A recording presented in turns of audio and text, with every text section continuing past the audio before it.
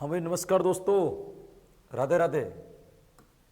Theory classes चल रही थी अपनी, और थ्योरी क्लासेस में डेली जो है आपके पास में कुछ न कुछ कंटेंट पहुंच ही रहा था, और कुछ न कुछ तरीके से आप धीरे धीरे कंटेंट से जुड़ रहे थे दोस्तों। वीडियो भी आपके पास में अलग अलग रूप से पहुंच रही है, और एक आध वीडियो आपको दूसरे भी पहुंच रहा है। जैसे जैसे समय मिलेगा तो क्लास से और बढ़ा दी जाएगी, और जैसे मैंने कहा कि मैं अप्रैल में करा दूंगा, कोशिश में हूँ और करा ही दूंगा, ये फिक्स है दोस्तों, तय हो जाएगा आपके। तो अपन बात कर रहे थे कि आज जो टॉपिक लेकर के आए तीनों के लिए भाई, रीड फर्स्ट लेवल वाले बच्चे हों, चाहे सेकंड लेवल में एसएसटी वाले हों, चाहे साइंस वाले हो, सबके लिए क्या है भाई, ये उपयोगी है, कहीं नहीं जाएगी। विज्ञान का अर्थ, विज्ञान की उत्पत्ति, विज्ञान के उद्देश्य और विज्ञान की प्रकृति, ये सारी की सारी बातें अपन पढ़ने वाले हैं। विज्ञान का अर्थ क्या है, इसकी उत्पत्ति क्या है, इसके उद्देश्य क्या है और इसकी प्रकृति क्या है दोस्तों। तो अर्थ, उद्देश्य और प्रकृति की बात करें, इसका अर्थ क्या है, उद्देश्य क्या है और प्रकृति क्या है दोस्तों। सबसे पहले बात करते हैं विज्ञान का अर्थ क्या है। विज्ञान के अर्थ की यदि अपन बात करें तो विज्ञान का जो अर्थ है दोस्तों, विज्ञान की परिभाषा का मतलब क्या हो गया कि प्रकृति जिसे हम प्रकृति कहते हैं, वही प्रकृति एक प्रकार की ईश्वर है। प्रकृति का यदि आप क्रमबद्ध अध्ययन करते हो, वहां से जो आपको ज्ञान प्राप्त होगा, और ज्ञान यदि सिद्धांत के रूप में है, व्यवस्थित क्रम के रूप में है, उसे हम क्या कहेंगे, विज्ञान कहेंगे। तो विज्ञान की यदि सही परिभाषा के रूप में आपको कहेंगे, विज्ञान की जो सही परिभाषा होगी वो क्या होगी दोस्तों, तो ध्यान रखना, प्रकृति के क्रमबद्ध अध्ययन से, प्रकृति के क्रमबद्ध अध्ययन से प्राप्त सुव्यवस्थित ज्ञान को विज्ञान कहेंगे। सुव्यवस्थित ज्ञान को क्या कहेंगे अपन, विज्ञान कहेंगे। ज्ञान को विज्ञान कहेंगे। प्रकृति, ये पढ़ी भी होगी आपने, छोटी कक्षाओं में ये परिभाषा पढ़ रखी होगी, मुझे 100% कंफर्म है कि प्रकृति के क्रमबद्ध अध्ययन से प्राप्त सुव्यवस्थित ज्ञान को अपन विज्ञान कहते हैं। ये परिभाषा आपने पढ़ भी रखी होगी, ये विज्ञान की श्रेष्ठ परिभाषा, सबसे अच्छी परिभाषा मानी जाती है दोस्तों। हाँ, मात्राओं की मिस्टेक को तो देख लेना ना, हल्की फुल्की मेरे बहुत है, तो वो रह गई गलती, उसका क्या कर सकते हैं, लेकिन आपको वैसे भी उत्तर पहचाने ना, कौन सा वहाँ पे लिखना है, जो मात्राओं की दिक्कत आपके काम आ जाएगी। तो ध्यान रखना, प्रकृति के क्रमबद्ध अध्ययन से प्राप्त सुव्यवस्थित ज्ञान को क्या कहते हैं भाई, विज्ञान कहते हैं। अब बात करते हुए विज्ञान का अर्थ क्या होता है दोस्तों, विज्ञान की उत्पत्ति कैसे हुई है दोस्तों। विज्ञान की उत्पत्ति की अपन बात करेंगे, विज्ञान की उत्पत्ति कहाँ से हुई, कैसे हुई है दोस्तों। तो विज्ञान की जो उत्पत्ति है ना, वह अंग्रेजी भाषा के साइंस शब्द से हुई है भाई। किससे हुई है, अंग्रेजी भाषा का एक शब्द है जिसको हम कहते हैं साइंस। तो उत्पत्ति जो माने कि विज्ञान की उत्पत्ति कहां से हुई है, तो विज्ञान की उत्पत्ति अंग्रेजी भाषा के साइंस शब्द से हुई है। और अंग्रेजी भाषा का जो ये साइंस शब्द है ना, ये बना हुआ है आपके लैटिन भाषा के साइंटिया शब्द से। किस शब्द से बना हुआ है भाई, लैटिन भाषा का एक शब्द है जिसको कहते हैं साइंटिया, और इस साइंटिया शब्द का अर्थ होता है दोस्तों ज्ञान। साइंटियो का मतलब क्या होता है, ज्ञान। ज्ञान को ही हम विज्ञान कह सकते हैं दोस्तों। तो ये जो है इसकी उत्पत्ति है दोस्तों। ये साइंस जो है, ये कौन सी भाषा का शब्द है, आपके अंग्रेजी भाषा का शब्द है दोस्तों। साइंस शब्द तो अंग्रेजी भाषा का है। ये साइंस शब्द जो है ना, वो एक लैटिन भाषा के साइंटिया शब्द से बना है। कौन सी भाषा के, लैटिन भाषा के साइंटिया शब्द से बना है, और जिसका अर्थ क्या होता है भाई, ज्ञान जो है इसका अर्थ होता है। इसकी उत्पत्ति के बारे में यदि आपसे पूछे कि इसकी उत्पत्ति क्या है दोस्तों, सिंपल सी उत्पत्ति है। साइंस, अंग्रेजी भाषा का जो शब्द है साइंस, उससे बना है, और अंग्रेजी भाषा में जो साइंस शब्द है वह लैटिन भाषा के साइंटिया शब्द से बना है, और जिसका अर्थ क्या होता है, ज्ञान। जिसका अर्थ क्या होता है दोस्तों, ज्ञान। तो ये थी इसकी विज्ञान का अर्थ और विज्ञान की उत्पत्ति के बारे में जानकारी। फिर देखते हैं अगली बार में इसके उद्देश्य क्या क्या है भाई, विज्ञान क्यों पढ़ाई जाती है, विज्ञान के पीछे क्या क्या उद्देश्य, क्या क्या रीजन है, पढ़ाई क्यों जाती है, इसके पीछे क्या कारण है। उद्देश्य की अपन बात करें तो सबसे पहले तथ्यों की क्रियात्मक सूचना को प्राप्त करना। तथ्य का मतलब नियम हो गए, सिद्धांत हो गए। आप जब भी नियम सिद्धांतों के आधार पर जो क्रियाएं कर रहे हो, उस क्रिया के द्वारा सूचनाओं को प्राप्त करने के लिए विद्यालय में क्या पढ़ाई जाती है, साइंस पढ़ाई जाती है। इसके पीछे एक उद्देश्य तो है।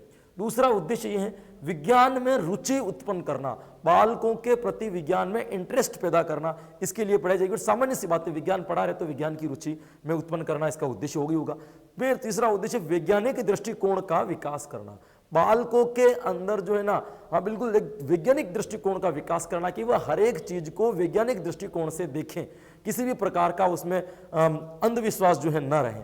तो वैज्ञानिक दृष्टिकोण का विकास करना, हर एक चीज को वैज्ञानिक तरीके से देखें कि इसके पीछे वास्तविकता में क्या उद्देश्य है, वैज्ञानिक तरीके से देखें। तो वैज्ञानिक दृष्टिकोण का विकास करना भी एक प्रकार के विज्ञान का क्या होगा, उद्देश्य होगा। फिर इसने क्या रखा है, तर्कपूर्ण सोच का विकास करना, यानी कि हर एक चीज को तर्कना के साथ तर्क करते हुए सोचना। तो वो इसका मतलब क्या है, विज्ञान का एक उद्देश्य है कि बालक के अंदर तर्क शक्ति का विकास करना, क्योंकि तर्क मानसिक क्रिया की सबसे श्रेष्ठ गतिविधि मानी जाती है, तर्क करना। इसीलिए तर्क चिंतन को सर्वश्रेष्ठ चिंतन माना जाता है। जिस चिंतन में तर्क होता है वह सर्वश्रेष्ठ चिंतन है। तो मानसिक गतिविधि के अंदर जो सर्वश्रेष्ठ क्रिया होती है वो क्या होती है, तर्क होती है। और तर्क शक्ति, विज्ञान और गणित, ये दो विषय ऐसे हैं जिसके द्वारा तर्क शक्ति का विकास सर्वाधिक होता है दोस्तों। तो ये तर्कपूर्ण सोच का विकास करना इसका उद्देश्य बिल्कुल होगा। कौशलों का विकास करना, कौशल का मतलब कुशलताओं का विकास करना। आप बड़े होकर के अलग अलग फील्ड में जाओगे, अलग अलग क्षेत्र में जाएंगे, कोई कृषि के क्षेत्र में जाएगा, कोई इंजीनियरिंग के क्षेत्र में जाएगा, कोई व्यापार के क्षेत्र में जाएगा, कोई किसी अलग अलग लाइन आप सब लोग पकड़ोगे। तो सब अलग अलग तरीके में जाएंगे, अलग अलग बच्चे अलग, आप तो खैर टीचिंग लाइन में जाओगे, सब तैयारी कर रहे हो, लेकिन अलग अलग फील्ड पे पकड़ते हैं बच्चे, तो अलग अलग लाइन में पकड़ोगे तो वहां जाकर के वैज्ञानिक गतिविधि द्वारा, अपने वैज्ञानिक दिमाग द्वारा कुछ न कुछ उन्नति के लिए नए नए प्रयास करना, अपनी कुशलता को द्वारा वैज्ञानिक नई नई चीजों को चमकाना, वो क्या कहलाएगा, आपका कौशलों का विकास करना। बहुत लोग तरीके लगाते हैं ना, इस चीज को करने का ये तरीका लगा दिया, इस चीज को करने का ये तरीका लगा दिया, वो एक प्रकार से क्या है, वैज्ञानिक दृष्टिकोण का विकास करना। मानसिक विकास करना, मानसिक शक्तियों का विकास सर्वाधिक गणित और विज्ञान दोनों विषय करते हैं दोस्तों। इसीलिए गणित और विज्ञान के बीच में ना संबंध अच्छे माने जाते हैं, विज्ञान और गणित को बीच में सहसंबंध सर्वश्रेष्ठ माने जाते हैं। तो मानसिक विकास करना एक प्रकार का क्या है भाई, इसका उद्देश्य है। फिर वास्तविकता से परिचय करना, रियलिटी से फेस करवाना, मतलब जो चीज वास्तविकता में क्या है, एक तो आप कल्पना करते हो, एक वास्तविकता में क्या है, कि वास्तविक चीज से परिचय कराना विज्ञान का उद्देश्य, कि बालक को रियलिटी का पता होना चाहिए कि ये क्यों हो रहा है, इसके पीछे क्या कारण है, वास्तविकता। जैसे आप छोटे बच्चे पूछते हैं कि ये दिन की ये रात क्यों हो जाती है, रात में सूर्य कहाँ चले जाते हैं, तो हम लोग क्या कहते हैं, ये सूर्य जो है ना इस पहाड़ के पीछे छुप जाता है। ये बालक की एक कल्पना है जो आपने दी। अब वास्तविकता से परिचय कराना कि वास्तविकता में ये दिन रात क्यों होते हैं, क्यों पृथ्वी किसके बीच में आ जाती है, तो दिन होता है रात आता है, ये काम भी कौन करता है भाई, आपका विज्ञान करता है। ये भी इसका उद्देश्य है। अंधविश्वास से मुक्ति दिलाना, जो अंधविश्वास वाली सोच है लोगों को, उससे मुक्ति दिलाना भी इस प्रकार का उद्देश्य है। क्योंकि अंधविश्वास लोगों के अंदर जब तक रहेगा ना, तो भय की भावनाएं बनी रहती है। जैसे मान लो कुछ लोग, जैसे हमारे गांव साइड में जो होता है ना, जो लोग जंगल में घूमने के लिए जाते हैं, वो क्या कहते हैं भाई, जंगल में घूमने के लिए जाते हैं तो उनको एहसास होता है कि जंगल में भूत प्रेत नाम की कोई चीज होती है भाई, अलग अलग अंधेरे में जाएंगे डर हो जाएगा। अब सपोज मानिए कि ऐसी चीज आपके अंदर आ गई कि भूत प्रेत, जैसे आप जंगल में गए और कोई इंसानों की तरह चिल्ला रहा है, तो आप यदि अंधविश्वास को फॉलो करते हो, या तो कोई भूत आ गया, या तो कोई प्रेत आ गया, आपके मन में एक भय या डर उत्पन्न हो जाएगा। लेकिन यदि आप वैज्ञानिक दृष्टिकोण वाले हो, विज्ञान की तरीके से सोचें, तो आपको पता लग जाएगा भाई जंगल में उल्लू जैसे कई जानवर होते हैं। जैसे एक उदाहरण, छोटा सा उल्लू नाम का जानवर होता है, पक्षी होता है, वो कई प्रकार की आवाजें निकाल सकता है, वो मनुष्य की जैसे भी कई प्रकार की आवाजें निकाल सकता है। ये उसकी एक प्रकार की एक कह सकते कि इसकी गतिविधि है, इसके अंदर एक स्वाभाविक क्रिया है उसकी, जो वो करता है। तो आप वैज्ञानिक दृष्टिकोण वाले होंगे, कुछ नहीं, उल्लू चिल्ला रहा होगा, लेकिन अंधविश्वास वाले होंगे, नहीं है तो भूत प्रेत आ गए। तो ये दोनों चीजें क्या भी कमेंट, तो ये चीज दूर करने के लिए क्या किया जाता है, आपको विज्ञान पढ़ाई जाएगी। तो मोटे मोटे तौर पे देखिए विज्ञान का उद्देश्य क्या होंगे, तो ये मोटे मोटे तौर पे मैंने बताया वो दोस्तों क्या होंगे, आपके विज्ञान के उद्देश्य होंगे। इससे आगे चलते हैं दोस्तों, देखो NCF 2005 जो आया था ना, NCF 2005 ने सब विषय के बारे में कुछ न कुछ कहा है, हर विषय के बारे में कुछ न कुछ जानकारी इसने दी है, नहीं दिख रहा है, कुछ न कुछ जानकारी दी है। तो NCF 2005 ने विज्ञान के बारे में क्या कहा, विज्ञान के बारे में इनकी क्या धारणाएं थी, क्या सूचनाएं, क्या सोच थी, उसके बारे में पढ़ते हैं। थोड़ा सा जूम कर लेता हूं मैं। देखिए पहली बात, कौशल प्राप्त करने और वैज्ञानिक ज्ञान के सत्यापन और पीढ़ी के लिए अग्रणी प्रतिक्रियाओं को तरीकों को समझने के लिए विज्ञान के विकास और ऐतिहासिक परिप्रेक्ष्य का निर्माण करना। इसे एक एक टॉपिक को समझते, ऐसे समझ में नहीं आएगा, लाइन पढ़ करके सुनाई मैंने। NCF 2005 को चले कौशल प्राप्त करने कि बालकों के अंदर एक तो कौशलता को विकास करने के लिए, दूसरा वैज्ञानिक ज्ञान का सत्यापन करने के लिए, एक बालक हर चीज को वैज्ञानिक तरीके से देखेगा इसके लिए, और पीढ़ी के लिए अग्रणी प्रक्रियाओं और तरीकों को समझने के लिए कि आने वाली जो पीढ़ी है वो विज्ञान को और सरल तरीके से सीख सके। एक इनका उद्देश्य ये भी है विज्ञान के विकास के लिए, कि विज्ञान का डेवलप हो सके और विज्ञान अपने आप में एक इतिहास रच चुके हैं। इसके लिए विद्यालयों में क्या पढ़ानी जरूरी है, विज्ञान पढ़ानी जरूरी है। ये बात किसके द्वारा की गई दोस्तों, ये बात NCF 2005 के द्वारा की गई है। इसके बाद अपन बात करते हैं दूसरे नंबर पर इन्होंने क्या कहा, तो इन्होंने कहा भाई प्रौद्योगिकी विज्ञान समाज के इंटरफेस में और वैश्विक स्थानीय मुद्दों से संबंधित सराहना करने के लिए, पेशेवर क्षेत्र में प्रवेश करने के लिए सैद्धांतिक ज्ञान और व्यवहारिक ज्ञान कौशल प्राप्त करना। एक प्रौद्योगिकी के क्षेत्र में विज्ञान और समाज में इंटरफेस, विज्ञान और समाज को आपस में जोड़ते हुए वैश्विक यानी पूरे विश्व को एक साथ में स्थानीय मुद्दों से संबंधित सराहना के लिए, मतलब समाज और विज्ञान को एक साथ में जोड़ करके पूरे विश्व को एक साथ से पढ़ाना भी इनका एक उद्देश्य है। स्थानीय मुद्दे जो लोकल मुद्दे होते हैं उनको भी वैज्ञानिक तरीके से हल करना। दूसरी बात में पेशेवर क्षेत्र में जहां से आप इनकम कमा सकते हो, पेशेवर क्षेत्र में सैद्धांतिक मूल्यों की स्थापना करना जिससे लोग विज्ञान के लिए कुछ पैसे भी कमा सके और उनका व्यवहारिक उपयोग भी और उसका फायदा सबको मिले। ये बात भी किसने कही? आपके एनसीएफ 2005 ने कही है। एक बात इसने और कही है, कुछ मूल्यों को आत्मसात करने के लिए कुछ जो मूल्य हैं जीवन में, कुछ जीवन के हर एक मूल्य होते हैं, नैतिक मूल्य जिसे कहते हैं, जैसे ईमानदारी, सहयोग, अखंडता, पर्यावरण का संरक्षण, जीवन के लिए चिंता और महत्वपूर्ण सोच को विकसित करना। इसके लिए जो लोग विज्ञान को पढ़ते हैं वो ईमानदारी भी रखते हैं, इनके अंदर ईमानदारी का गुण अपने आप में आ जाता है।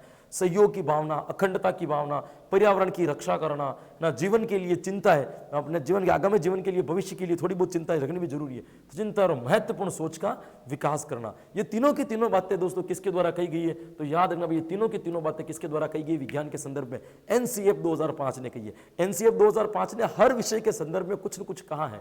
अभी अपन विज्ञान पढ़ रहे तो विज्ञान के संदर्भ में मैंने आपको बताया, जैसे जैसे विषय आगे आते जाएंगे मैं इनको बताता रहूंगा। अब देखिए विज्ञान का समाज पर प्रभाव, भाई इस विज्ञान का समाज पर क्या प्रभाव पड़ा? इस विज्ञान का प्रयोग करने के बाद में समाज में क्या क्या चेंजेस आ गए, समाज में क्या क्या बदलाव आ गए दोस्तों? तो सबसे पहले समाज के ऊपर जो इस विज्ञान ने प्रभाव छोड़ा है दोस्तों, वो छोड़ा है आपके डिजिटलीकरण का। किसका दोस्तों? डिजिटलकरण हो गया है पूरे के पूरे समाज का। एक जो परंपरागत तरीका था वो खत्म हो गया, डिजिटलीकरण। जैसे मैं आज आपको पढ़ा रहा हूँ डिजिटल तरीके से पढ़ा रहा हूँ। एक समय तो वो था जब चौक लेकर के अध्यापकों को पढ़ाया जाता था, कैमरे वगैरह कुछ नहीं है। आज जो पढ़ रहे हो देखिए आपके सामने फोटो वोटो लगे हुए हैं, बिल्कुल व्यवस्थित, साथ में आप लाइव पढ़ रहे हो, सारी सुविधा घर बैठे बैठे पढ़ रहे हो, वैसे ही पढ़ रहे हो जैसे क्लास के अंदर पढ़ना चाहिए। तो ये क्या है? डिजिटलीकरण। डिजिटलीकरण किसने किया है? विज्ञान ने किया है दोस्तों। तो मोटे मोटे तौर पर देखिए क्या क्या किया है इसने। देखिए समझिए, मैं एक एक चीज को समझाता हूँ। इसमें 4-5 चित्र एक साथ में लगे हुए हैं। देखिए सबसे पहले पाठशाला, ई पाठशाला का निर्माण दोस्तों। ई पाठशाला का मतलब क्या हो गया?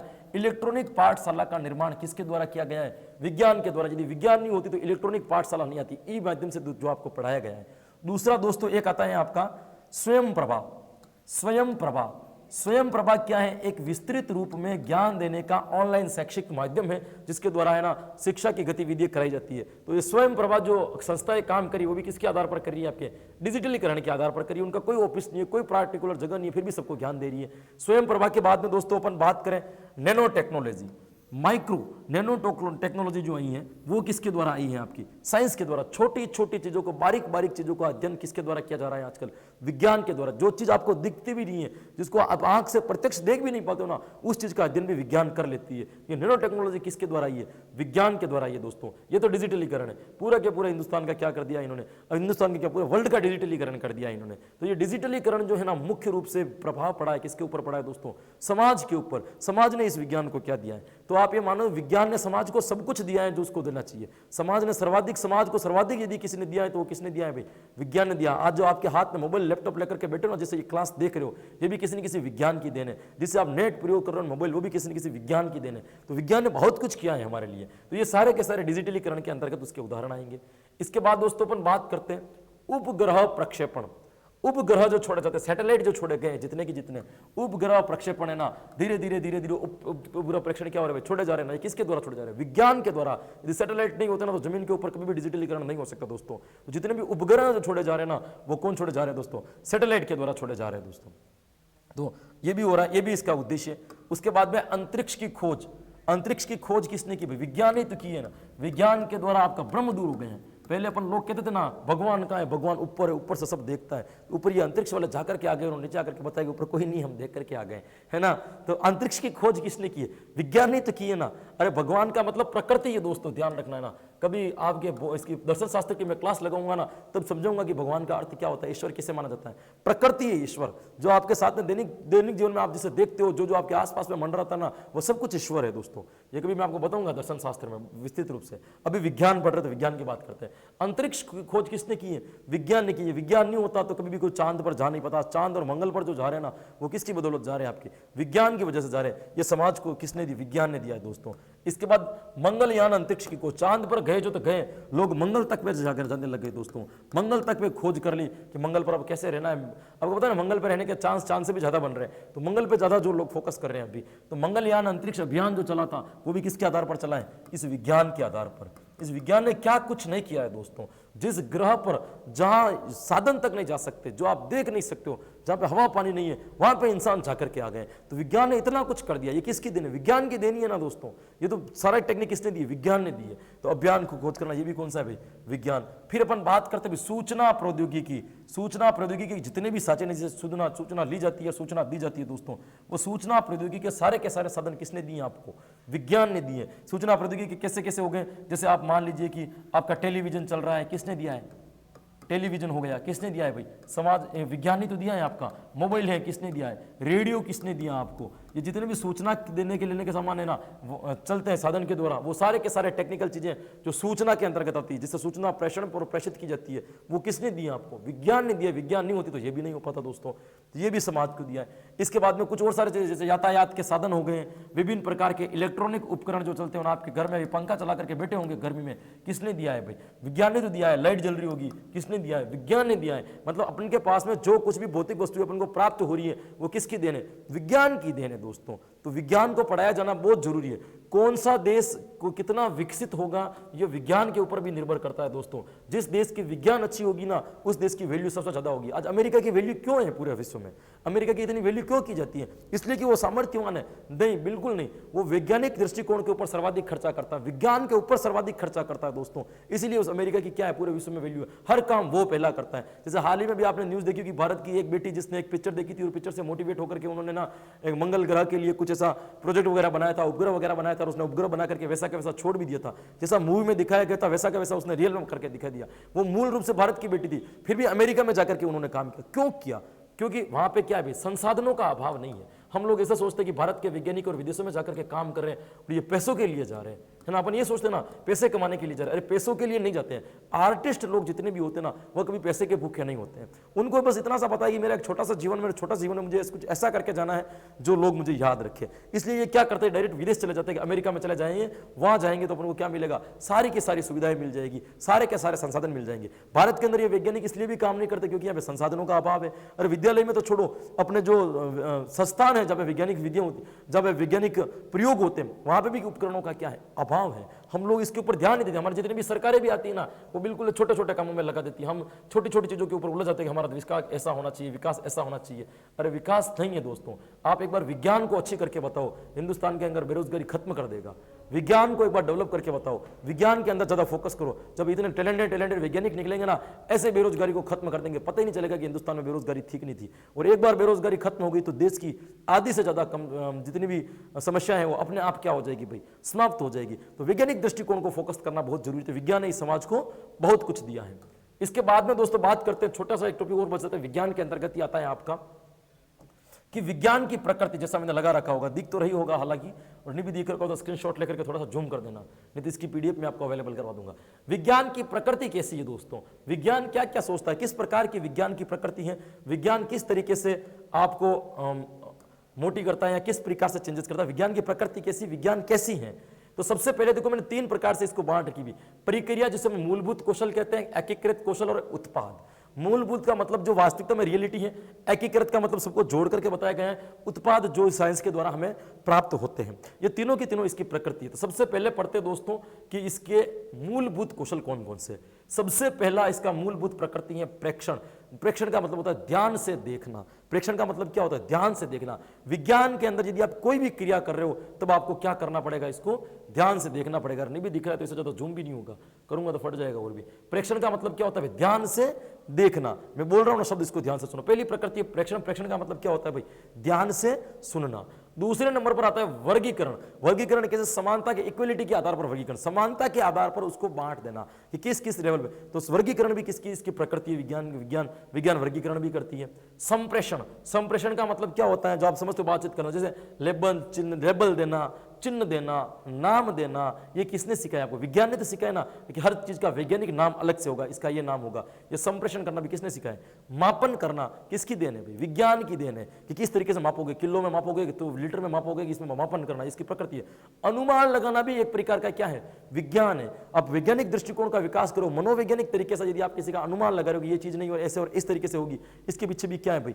विज्ञान है। मतलब आपके दैनिक जीवन में घटित होने वाली सभी घटनाओं के पीछे प्रत्यक्ष अप्रत्यक्ष रूप से विज्ञान लगी हुई है। भविष्यवाणी करना, किसी के प्रति भविष्यवाणी का मतलब ये निष्कर्ष निकालना, तो ये निष्कर्ष निकालना भी क्या है, एक प्रकार की मूलभूत कौशल, इसकी मूलभूत प्रकृति है दोस्तों। तो ये मूलभूत के अंतर्गत आएगी आपकी प्रेक्षण करना, वर्गीकरण करना, संप्रेषण, मापन करना, अनुमान लगाना, भविष्यवाणी करना, ये सारे के सारे कौन से कहलाएंगे, आपके मूलभूत कौशल कहलाएंगे विज्ञान के बारे में। फिर अपन बात करते हैं एकीकृत कौशल के अंतर्गत क्या क्या आता है, चरों की पहचान और उस पर नियंत्रण करना। चर का मतलब क्या होता है, चरों की पहचान करना और उसके ऊपर नियंत्रण करना, मतलब जो आप विज्ञान के अंदर खोज करने के लिए कोशिश कर रहे हो या कुछ चीज का पता लगाने की कोशिश कर रहे हो, अन्वेषण कर रहे हो, तो पहले तो उसकी पहचान करना और पहचान के बाद में उसको नियंत्रित करके रखना, अपने हाथ के अंदर पे रखना कि इससे ये अपने आप कुछ नहीं कर सके, जो हम चाहेंगे वही ये करेंगे, वो कहलाए चरों की पहचान करके नियंत्रण करना। क्रियात्मक राशि को परिभाषित करना, क्रियात्मक राशि को परिभाषित करने का मतलब क्या, एकीकृत कि कौन कौन सी क्रियाएं इसके अंतर्गत हुई हैं, उन सब में मिला करके उन क्रियाओं को एक साथ में जोड़ करके परिभाषित करना। क्रियात्मक राशि, राशि का मतलब यह पैसा नहीं है, जो जो आपने क्रिया की उस क्रिया के क्या क्या परिणाम आए, क्रिया किस किस तरीके से की है ना, वो परिभाषित करना, इसका क्या आएगा, एकीकृत कौशल क्या आएगा। परिकल्पना का निर्माण करना, परिकल्पना का निर्माण का मतलब एक बार सोचना अपने दिमाग के अंदर, डायरेक्टली प्रैक्टिकली नहीं करा, प्रैक्टिकल करने से पहले एक बार दिमाग के अंदर ही प्रैक्टिकल कर देना, वो क्या कहलाएगी आपकी परिकल्पना का निर्माण। पूर्व ज्ञान तथा संकलित तथ्यों का प्रयोग करना, यह भी कि पूर्व ज्ञान, आप किसी चीज के बारे में प्रीवियस नॉलेज कितना रखते हो और आपके पास में कितने तथ्यों का संकलन है, उसके आधार पर आप नई चीजों को क्या करोगे भी, खोज कर सकते हो। ये भी विज्ञान की प्रकृति है, मतलब आपके पास पहले कितना जानते हो और आपके पास में पहले से कितना नॉलेज है, इसके ऊपर डिपेंड करेगा कि आप विज्ञान में कितना आगे जाओगे।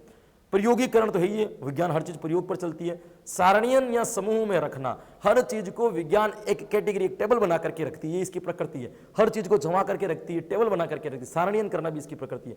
आंकड़ों की व्याख्या करना, बिल्कुल किस चीज को लेकर के कितने प्रतिशत, जैसे आंकड़ों की व्याख्या का मतलब नहीं होता है कहां पे कितनी बारिश हो रही है, कितना जल है, जल का स्तर क्या है, कितने प्रतिशत, ये नहीं, आंकड़ों की व्याख्या भी किसके द्वारा की जाती है, विज्ञान के द्वारा की जाती है। खोज करना और अनुसंधान करना, ये देखिए प्रकृति ही आप जानते हो, चाहे खोज करना और विज्ञान करना दोनों, अनुसंधान करना दोनों किसके अंतर्गत आ जाएगा, आपके विज्ञान के अंतर आ जाएगा। अब बात करते हैं विज्ञान के उत्पाद की, उत्पाद भी एक प्रकार की इनकी क्या होगी भाई, प्रकृति होगी कि इसका उत्पाद क्या क्या है दोस्तों। तो सबसे पहला उत्पाद है दोस्तों तथ्य, बिल्कुल तथ्य होना जरूरी है, क्योंकि मैंने कहा ना विज्ञान हमेशा तथ्यों पर चलती है, नियम पर चलती है, सिद्धांत पर चलती है। ये इसके उत्पाद है कि किसी चीज का आप प्रयोग करोगे तो अंत में तथ्य निकलेंगे कि आप इस चीज को ऐसे करोगे तो वो चीज प्राप्त होगी। तथ्य हमेशा अंत में प्राप्त होते हैं, ये उत्पाद है जो प्रयोग करने के बाद हमें प्राप्त होते हैं।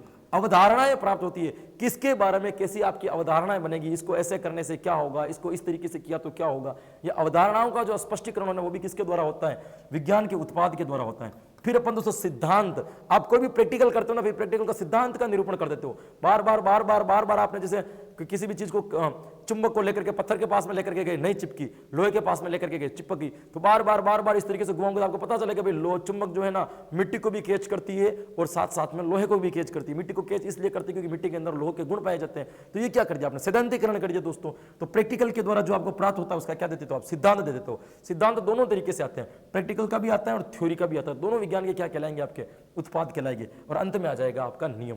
मैंने कहा नियम, तथ्य और सिद्धांत और अवधारणाएं, ये सारे के सारे विज्ञान के उत्पाद है। विज्ञान इसी के आधार पर चलती है, इसी को मानती हुई आगे बढ़ती है, तो इसीलिए इसको वैज्ञानिक कहते हैं दोस्तों। वैज्ञानिक कहते हैं वैज्ञानिक विधि, अपन पढ़ते हैं ना वैज्ञानिक विधि है कि नहीं है। वैज्ञानिक विधि किसके आधार पर, जिसके अंदर नियम, तथ्य, अवधारणा, सिद्धांत होंगे ना, वो सब वैज्ञानिक विधि होगी, और जिसके अंदर ये चीजें नहीं होगी ना, वो वैज्ञानिक विधि नहीं होगी। तो ये मोटे मोटे तौर पर देखें तो दोस्तों आपकी क्या कहलाएगी, आपकी विज्ञान की प्रकृति कहलाएगी दोस्तों। तो जो मैंने आज आपका टॉपिक लिया था और मैंने आपको कहा था कि मैं ये टॉपिक आपको पढ़ाऊंगा, वो टॉपिक था आपका, वो जो टॉपिक था आज आपका कि विज्ञान का अर्थ, उत्पत्ति, उद्देश्य और उसकी प्रकृति। मोटे मोटे तौर पर मैंने आपको ये बताया दोस्तों। ये टॉपिक ऐसा है ना जिसको कोई पढ़ाना भी नहीं चाहता, बहुत सारे टीचर इनको लेके भी नहीं आते कि कोई मतलब नहीं है, क्या आएगा इनसे।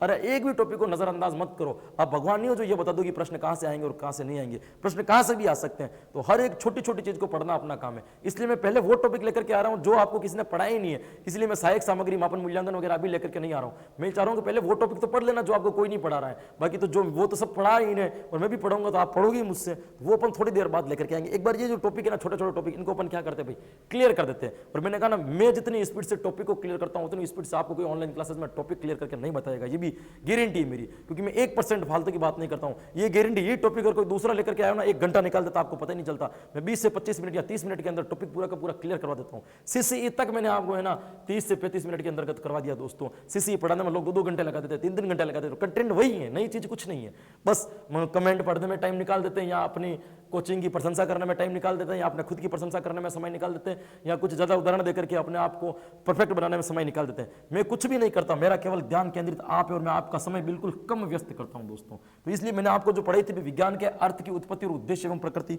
ये अपन ने पढ़ लिए थे। ये मैंने विज्ञान की परिभाषाएं लिख दी, आप चाहो तो इसका स्क्रीनशॉट ले सकते हो कि प्रकृति के क्रमबद्ध अध्ययन से प्राप्त सुव्यवस्थित ज्ञान को हम क्या कहेंगे दोस्तों, विज्ञान कहेंगे। इसके बाद में बात करें उत्पत्ति कहां से हुई थी, इसका भी स्क्रीनशॉट ले लो भाई। साइंस, साइंटिया या ज्ञान, साइंस जो अंग्रेजी भाषा का शब्द है, वो जो साइंटिया लैटिन भाषा से बना हुआ है, उसका अर्थ होता है ज्ञान, वहां से बनी है। फिर उद्देश्य जो मोटे मोटे तौर पर ये उद्देश्य जितने भी थे मैंने आपको बता दिए, क्रियात्मक सूचना को प्राप्त करना, रुचि उत्पन्न करना, दृष्टिकोण का विकास करना, सोच का तर्क सोच का विकास करना आदि अपन ने सब कुछ पढ़ लिए थे।